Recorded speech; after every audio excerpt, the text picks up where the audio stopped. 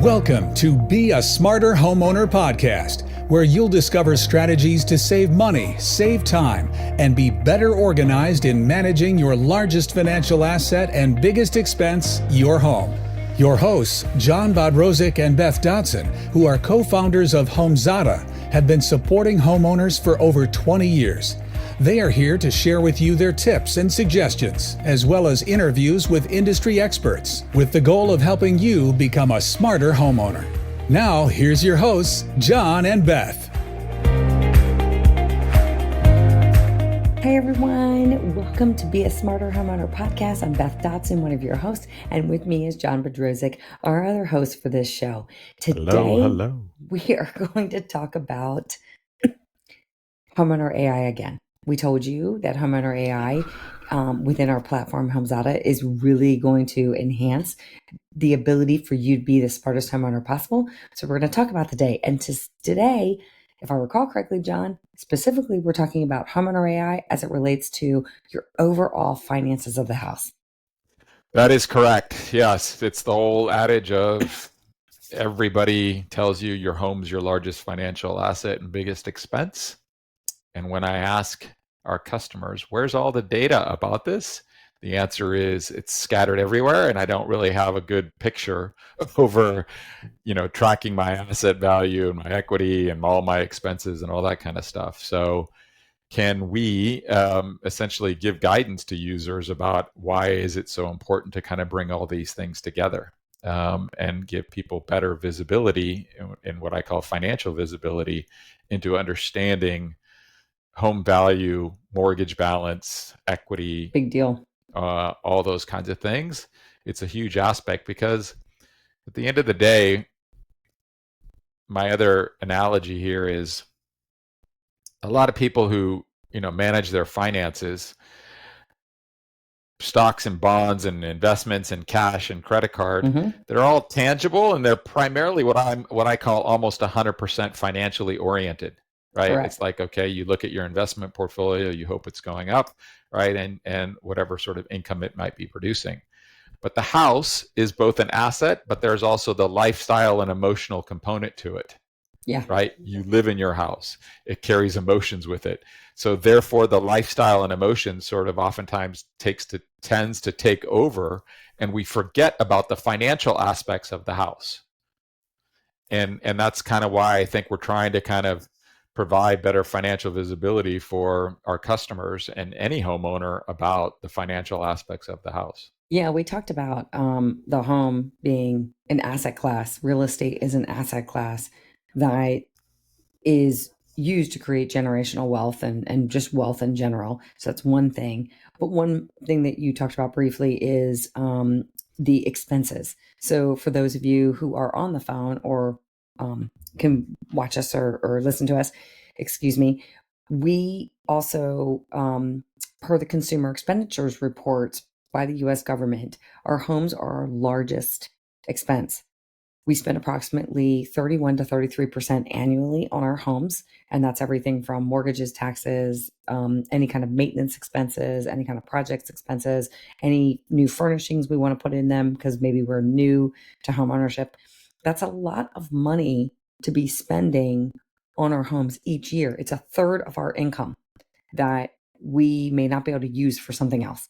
And one of the things that we want to do is with Homeowner is try to make sure that visibility is as accurate as it can be so that you can make the best decisions for your lifestyle, but also your ongoing assets that you have and how do you manage them. And yeah, I'm a firm believer there is an emotional tie, John, with the homes. I personally think my home is almost like an extension of my family because it's part of that protection of my family. That's just how I see the home. But at the same time, I'm also one to say that it is a house and I can let it go if I need be. And but it is one of those areas where it's an asset class and a huge expense that financial visibility is critical to making the best decisions we can overall for any other financial aspect of our life. Correct. And you sort of hit the nail on the head in that the term home finances and home finance AI is such a broad term, but as it applies to the home, we're really trying to look at sort of two categories. One is the asset side of the house, which tends to be the what did you buy the house for? What is its current value? Um, how much of a mortgage did you take on? What's the current balance on the mortgage? And probably the most important thing to your overall net worth is how much is your equity, which is essentially your current market value minus your loan balance. That's the percentage that you own versus how much the bank or mortgage company owns because they still or you still have a mortgage. So that's one bucket of finances. And then the other bucket of finances is those ongoing expenses. And that's everything from the mortgage payment itself to the home insurance costs, to the property taxes, to the utility bills, to if you're hiring people to service your pool or do your landscaping, as well as all those maintenance and repair one-offs, as well as any sort of future investments on projects. And projects is another dynamic because it's not only an expense, but it could add value back to your house, which is kind of a teaser over one of the AI things that I'm going to show here at the end of our discussion. Yeah, no, that's fantastic. And I think, I don't think we can stress it enough that our homes and their expensive aspects of their expenses can actually affect the overall lifestyle that you choose. Because if you have a home that costs so much money in terms of expenses, then you may struggle with being able to do other things in life. Even, I mean, something as take a vacation, because you may need to use it to pay for a new HVAC equipment. And don't get me wrong, staycations are awesome. But if the family had expected a vacation somewhere else and that's now prohibited from doing it, it's really important to get in front of all of that information so you can prepare properly. So let's talk about Homeowner AI as it relates to finances. One quick pause. What I wanted to do before we jump into the AI bit, which is talk about what I call it's the ongoing need to stay on top of it. Meaning, a lot of times people they're like, oh, I'm going to buy a house. And as it relates to buying the house, you're thinking finances because it's like, how am I going to get the mortgage? What's the mortgage rate, the payment, blah, blah, blah. And then they move in. And then they sort of tend to stop thinking about finances because it's off to that lifestyle, emotional sort of thing. But why is it so important, right, to stay on top of it? The value of your home is going up and down based on local market conditions and macro climates. So if you bought your house 5 years ago or 2 years ago or even 2 months ago, your local market conditions are constantly changing based on your neighborhood, the state you live in, as well as the overall macro economy kind of mentality. Correct. So staying on top of what is the estimated value of your home is a huge aspect over why it's important to track that as it relates to your overall finances. Another thing that's always changing, right, is if you are paying your mortgage on a monthly basis, you're reducing your mortgage balance every month. Correct. And because the market is changing its value and your mortgage balance is going down, every month, in theory, you're getting more equity. Right? And so those are the things that become very important to sort of constantly track those things, as well as even on the expense side. When you bought your house, maybe your house was 10 years old when you bought it. 2 or 3 years later, it's 15 years old. Well, your maintenance costs may be going up because there's just more things that need to get fixed. So it's a commitment, I think, to constantly stay on top of the asset side as well as the expense side that's going to make you a better informed homeowner over how can you not get over your skis and spend too much money on your house, and how can you save money on managing your house and assess the asset value as it relates to your overall net worth kind of mentality. Yeah, I do agree that if you can stay on top of a lot of this information as it relates to finances, you're more informed, you're more aware, and your decision-making ability is enhanced on how you want to spend your finances because you are already prepared. So to your point, if you bought a house that is a little bit older and it's 15 years old or 25 years old, and it's never had a roof replacement or an HVAC replacement or some hot water heater or something mechanical that you need to replace. And I'm not talking, excuse me, changing things personally. I'm talking about the function of the house. Then you may be in a position where that is the first set of projects you need to invest in order for the home to operate properly. And you will need to set aside some capital and either take from savings or take a short-term loan or something to that effect in order to replace that HVAC, that roof, or that hot water heater, or sometimes all the above in 1 year. And then the following year, you can be safe to know that all of that's been repaired and you have some more flexibility and more freedom. And maybe that's the 1 year, going back to that example of not taking doing a staycation instead of doing an away vacation, that maybe when you replace all that equipment, maybe that's the year you do a staycation and you prepare for it. So you're setting expectations not only for yourself and your finances, but also for your family. And that could actually be very helpful and reduce a lot of stress as well. And also, I'm a firm believer in preparing, because when things break, a lot of people fix things, and that's sometimes the worst time to repair things. And a perfect example is we live in California, where it gets really hot in the summer. Mm-hmm. You do not want an HVAC equipment breaking in the summer when you're going to get charged probably double the price to replace Correct. it because it's in the middle of the time when you need it. Two, you're literally excruciatingly hot for a period of time in order to get it replaced. And three, you might be in a long line of other people who did the same thing. And you might not be able to get your HVAC equipment for months. And that's just, there's nothing positive about that. And if you have any family members working from home, living at home, doing whatever, Mm-hmm. all of a sudden, nobody's happy with each other.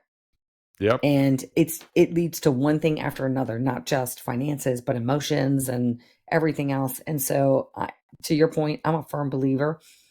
Visibility and awareness is half the criteria of understanding exactly how much our homes cost, how much we need to take care of them and love them.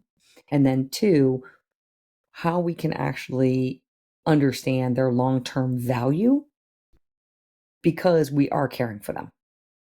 You hit the nail on the head, and it goes back to the home equity loan process that you kind of touched on that, right? Which is how much of a home equity loan can you get based on your current equity, because you do need to replace your HVAC or your roof or something else. So again, and your home equity is always changing, so you need to stay on top of that.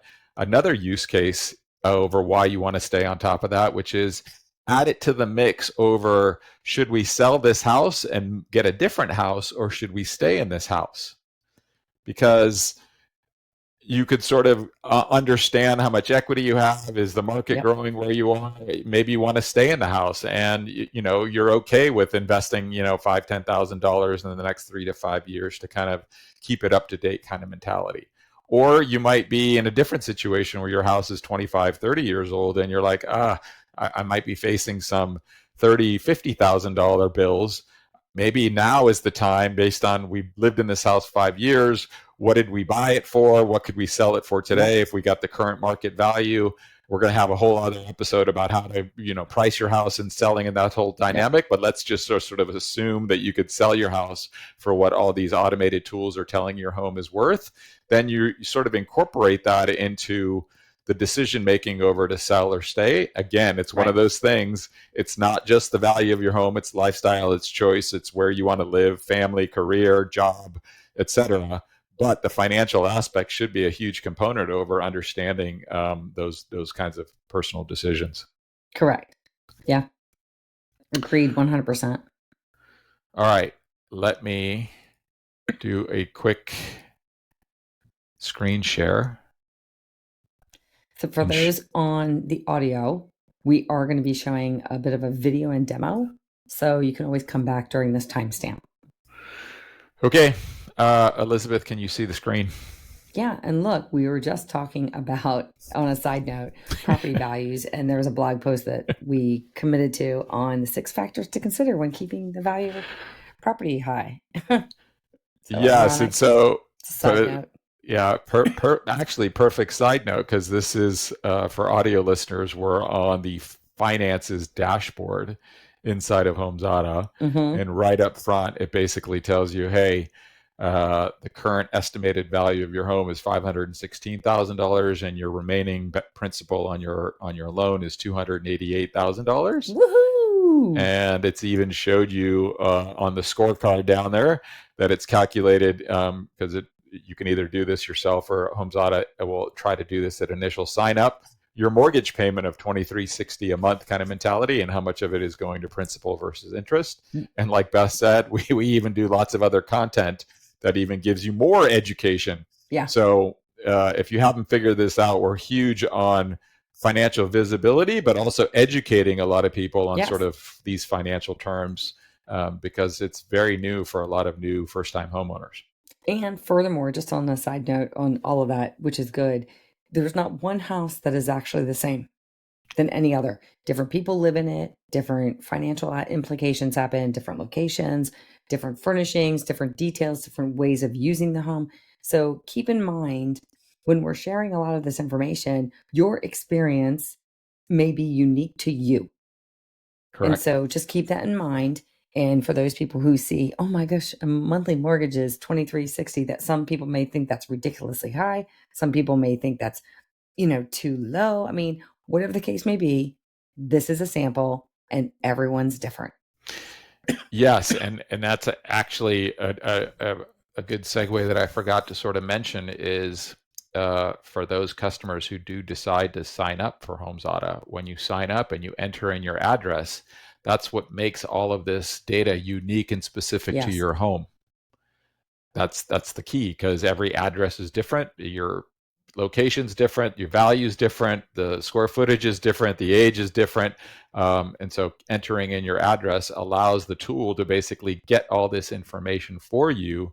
And more importantly, going back to what I said before, update it automatically for you so that you don't even have to go out and do these updates yourself. It's automatically going to get pushed to you, which is part of that trying to always be proactive with all of our customers, informing them of the financial changes that are going on their house, if that makes sense. Yes. So I'm just going to highlight property values here. If I go on property values, like anything, these estimated values are basically taking current market conditions over all of the homes that are near your home, that are comparable to your home in size. And there's a lot of sort of number crunching that's going on behind the scenes. And then essentially this first chart here for our audio users is showing you, yes, your house might be worth $512,000, but it also gives you a high and low range because it's doing the best job it can. We're definitely not an appraisal company where you actually have a human come out and give you a detailed appraisal. This is trying to use all of the current data around your home and all the homes around you to try to come up with the best estimated value of your home, as well as giving you those particular ranges. And on a side note, I'm going to slip in here a little bit. Remember, anything, properties, items, etc., the value is what someone's willing to pay for it. So remember, a lot of people will do appraisals even of fine collectibles or whatever, things like that as well. But ultimately, it's about what people are willing to pay for it. So just keep that into consideration. Also, one of the key things I'll show you here is when you sign up, it's going to try to identify what your original purchase price is on the house, which is, again, one of those financial metrics that you need to keep track of because of tax basis. And if you were ever to sell your house, is there any capital gains? Might you have to pay tax on that? That's an important data point to know. And that's automatically all done for you in the background. Also, I'm going to jump to this tab here in the middle called property tax. right? So it actually knows what county you're in because it also assesses your property tax value, which could be really low because every state has different property tax ways of doing that, different than your market value. Huge to keep track of that. I personally also like this tab here called the forecast values, which is, again, this is behind the scenes AI. It's not generative AI. It's behind the scenes of sort of crunching all these numbers of basically saying, if I was to stay in my home for the next 3 years, what would my home be approximately worth 3 years from now? So again, this is a lot of what I call macro AI of trying to forecast the current economy that we're in, trying to forecast the future economy on a macro level, as well as your particular zip code and home. But this is just, again, a good extra data point to absorb in your overall sort of analysis over when you think about your home as that financial asset. I wanted to jump to, and then one more tab I wanted to show you was the estimated equity. Again, this is where at sign up, Homes Auto did its best to calculate your original mortgage. What was your original mortgage? What is your current remaining balance, which is 288. Therefore, the difference shows you your kind of equity. Now, to show you one of the things that I personally like here is this project values tab, which goes back to what we've talked about before when you think about doing certain projects. And this could be different use case scenarios. You bought a home that's a complete fixer-upper, or you're currently in a home that's 15 years old and you're thinking about, how do I invest in additional things because I want to stay in my home. So you can see here for our audio listeners, I've got essentially the current value of my home, which is what the estimated tools are telling you at 516. But now I have 5 different projects. Maybe I need to replace my hot water heater, upgrade my HVAC, do a kitchen remodel, put a new roof on, or put some solar on. And they're all kind of status of wish list, which means in previous episodes, we've talked about tracking all your different projects. Now I'm combining those projects with your home value. And the generative AI comes in here where I can click that Zada AI values. And now you haven't chosen to do any of these projects.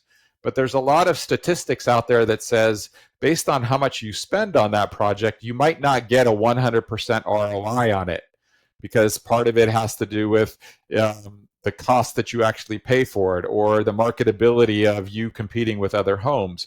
But the AI is basically giving you a high level of like, hey, if you spent what your original budget is, how much might that increase the value of your actual home? And it did that for all of your wish list projects, all with one click. From here, the user can hit save values. And now I go back to the slide. Now I can come in here, and now you can see the chart on the left shows you the estimated increase in value, and the chart on the right shows you your current home value. Now you can go in and say, okay, if I do that kitchen remodel, then it's going to increase the value, and my value is going to be $545,000. If I put on that new roof, maybe it's going to be even higher. It's going to be $562,000. And I really need to upgrade my HVAC. These are the most important parts. So essentially, you're combining here what the macro view is of the estimated value of your home, but a lot of those algorithms don't know what projects you've either A, done, or which projects you're considering doing. So it's really kind of triangulating both the estimated values with the different project choices that you have as it relates to making additional investments in your home. Yeah, this also shows you briefly that these mechanical type projects are valuable, whereas a lot of people will think, no, I want to do the personalized projects like the kitchen remodels and the bathroom remodels. The actual mechanical projects absolutely are important to the running of your property, your house, but also do provide value to the new homeowner because they don't have to deal with that if you've already done that. Again, Elizabeth, you keep hitting the nail on the head, because why? Buyers are going to hire a home inspector, and they're going to come in and inspect your home. And if they're like, correct, oh, your HVAC has 6 months left, or you need a new roof, that's going to Correct. impact your selling proposition, and that's going to be sort of things that you have to consider, which is why those types of projects tend to have a higher ROI and impact on your home value. Yeah. And just another note, because we keep talking about all this data, just so that everybody is aware, we are not tax accountants. We are not real estate agents, nor so we're none of these things. So when you use this information, it's a guide, but you still need to consult some of the experts. And then furthermore, for those people who are on listening, oftentimes a lot of people will think, how did they get all this information? A lot of this information is public data. So I'm just forewarning you of some of that. A lot of this information is public data that we pull into the Homes Audit platform, especially on the finances, to help better understand and personalize the information about your specific home. Yes, correct. And that's, I should probably say that every time we talk about AI, which is we always try to do our best to do a couple of things. One is show people and make it much more quicker and simpler to get access to this data with one click of the button. But the downstream thing is, which is what you said, which is it's a guide to inform you. You should always double check with your own sources, with your own Correct. experts, but it basically puts you in a better position to have a more intelligent conversation Yes. because you've been using these AI tools to self-educate yourself nights and weekends and during the week, so that when you do have a discussion with experts, you are basically already armed with some information. They're going to say, no, you might have got that wrong, or I hadn't Correct. considered that. And it just makes it for a much better, smarter discussion with your real estate agent, your mortgage loan officer, all these people, when you have this level of information and knowledge at your fingertips.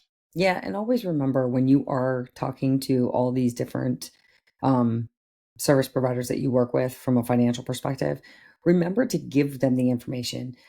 Oftentimes when you've done some of these projects, let's say you've done a new HVAC or hot water heater or a new roof or what have you, a lot of times people will just forget they did it, and they will forget to tell someone that they did that.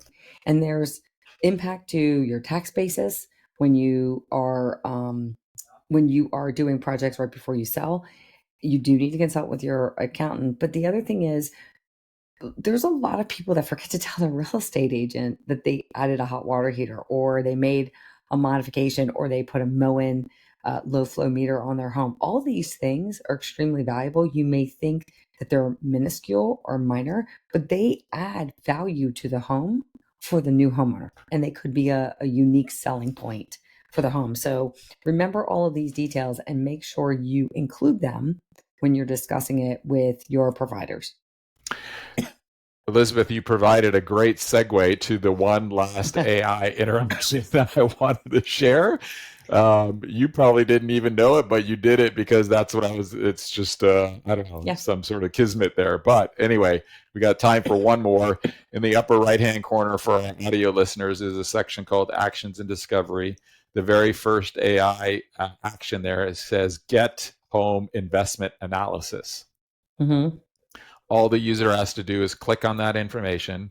This is now a different kind of AI. It's what we've been talking about, generative AI, where essentially what it's done is the AI action has automatically been programmed to consolidate all of your financial information, all those different financial metrics, as well as do calculations for you all in a single sort of table.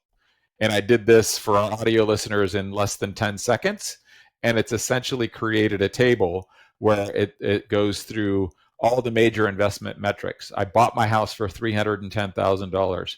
If I sold it for $573,000, what would be my ROI? 84%. My annualized ROI, because I bought the house in 2014, which is 9 years ago. What's the tax basis on my house? What's my estimated closing cost? What would be my capital gain, my net profit, my current mortgage balance, my home equity?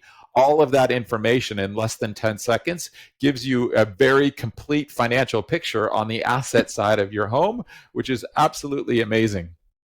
Yeah. And when I hear people all the time saying, home ownership is dead. I look at that return on investment. This person got lucky, winner, chicken dinner.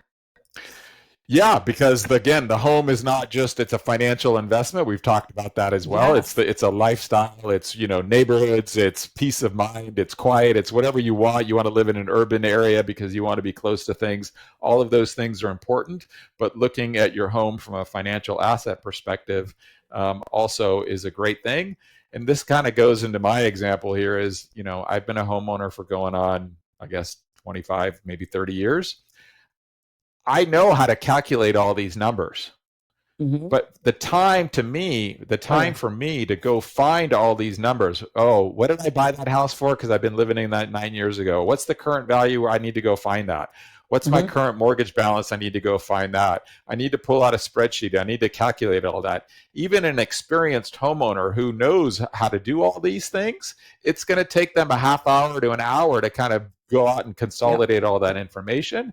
Here, I just did it in 10 seconds and the AI tool did it for me. Yes. And Eh, yes, like Yeah, I'm just mind blown. Like, this is all the information. I've actually been talking to a lot of my own personal service providers, accountants, and everything else on all these details because you want to understand what your taxes would be for capital gains and this and that, uh, and this just calculates everything right away, and there's no guesswork. I mean, don't get me wrong, this may not be 100% accurate, but it literally is helping you perform the calculations. correct, right? And if for people who are used to sort of snipping, I could take my little snipping tool on my device here, copy and paste that into an email or a Word document, and send that off to my accountant and or my real estate agent, and say, hey, this is what Yes. I'm thinking of, and you're using that as the starting point to having an intelligent discussion.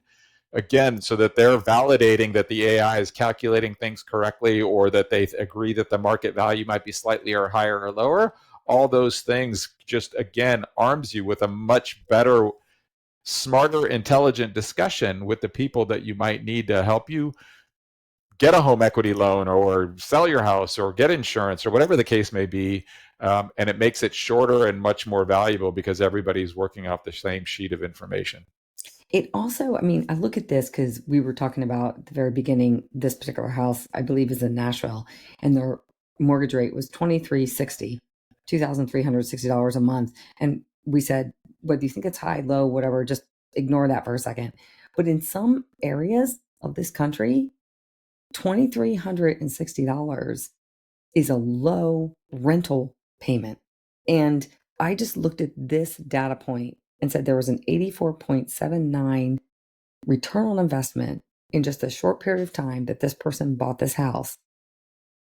I would rather be paying on a mortgage than I would on a rental that I could actually have a return on investment. That's just me personally. Yeah, no, but what you're alluding to, Elizabeth, is the perfect example. Is that most consumers, again, it's like 60 days after you move into your new house, you forget about all these financial Yes. details.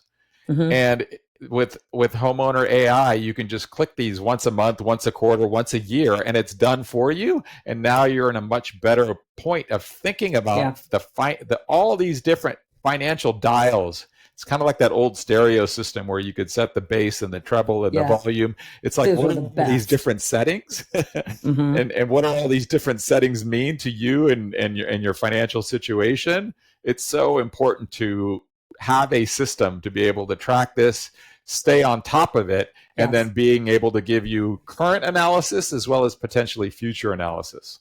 Yeah.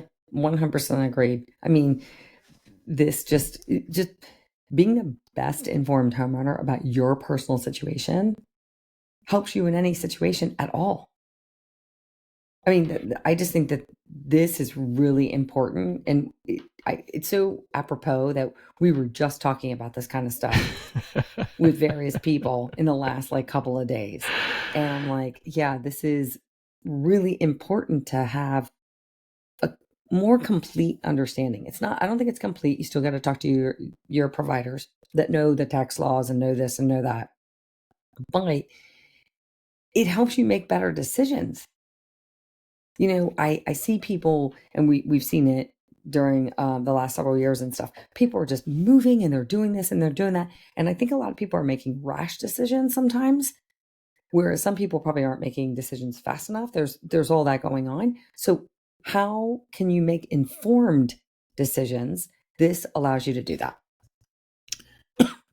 Couldn't agree more. Yeah, because it's like the analogy is, let's just say there's 10 financial metrics of your house. Mm-hmm. There's more. But if you only are keeping track of 3 of them and you're making in a decision, a rush decision based on those 3, you may be missing out on value, spending Correct. more than you need to, whatever, all these sort of dynamics that could be hurting your financial picture because you didn't have the other 7 metrics at your fingertips. 100%. Yep. Yeah, this is amazing. This just keeps getting better and better. And I'm glad we have a tool like HomeZada to help people do this. And even if you don't use HomeZada, just gathering this data is important to making really good decisions about your overall finances. Your home, as we discussed earlier in this episode, is 31 to 31% of your annual income. So it's up to you to make the best decisions for your lifestyle and to go from there. And I'm hoping that you're not spending 31 to 33% annually on your home and it's reduced. Yep. Mine might not be that high. Yep. I don't think mine's that high, but I think it's taken time to get it lower. And I just want as many people as informed about what they can do to make the best decisions. And if they don't have the information, they can't do that. Yeah. And again, going back to one of our earlier episodes, there's so many different types of homeowners, first-time homeowners, people are on their second or third home, all these, home investors, people that are buying for fix and flips, all this applies to every one of them. But at the end of the day, it's kind of like, I look at it in 2 buckets. You're either an experienced homeowner, and Homeowner AI makes you even more experienced and in a quicker basis with less time and effort. Yes. And then there's the not experienced at all. Your learning curve gets ramped up on a much, shorter time period because the AI tool is just single clicks and you're getting all this information, having the dialogue. It's, as you can tell, I'm really excited about Homeowner AI because our mission in life is just to, again, empower people to be the namesake of our podcast, be a smarter homeowner. That's correct. And with that said, is there anything else you have to say? I'm sure I do, but not for today. Save it for a different episode. I've got other exciting things to share. Okay, perfect. So for all of you who are listening or watching us, thank you again for joining us. We hope this information has helped you become a smarter homeowner. We will see you in another episode. If you felt this information was valuable, please share it with whomever you think needs to hear it. We appreciate if you like it and follow us and stay with us. And we look forward to seeing you in another episode of Be a Smarter Homeowner podcast. Thank you so much and have a wonderful day. Thank you for listening to the Be a Smarter Homeowner podcast. Visit beasmarterhomeowner.com to sign up for our newsletter and find out more about software to help you save time, save money, and manage your home.